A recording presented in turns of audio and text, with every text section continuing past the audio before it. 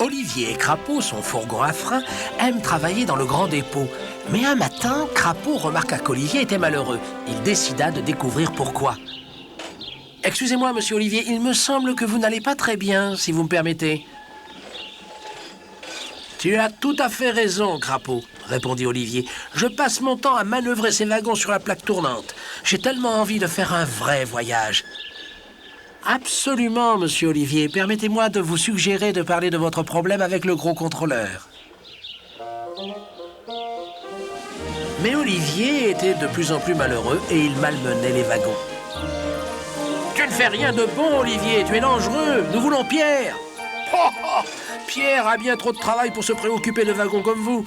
Et il tamponna durement les wagons. « Stupide locomotive !» cria un ouvrier. « Il faudra du temps pour réparer cette plaque tournante, ce qui occasionnera confusion et retard. »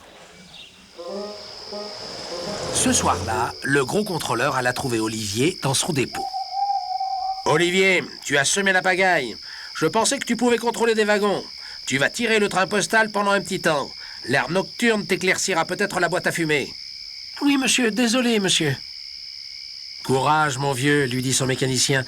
Le trajet du train postal est parfait pour une superbe locomotive comme toi. » Olivier sourit, mais il avait toujours l'impression d'avoir laissé tomber tout le monde. Son mécanicien emmena le train postal sur la ligne côtière. Le calme de la mer et l'air frais ne pouvaient que mettre Olivier de bonne humeur.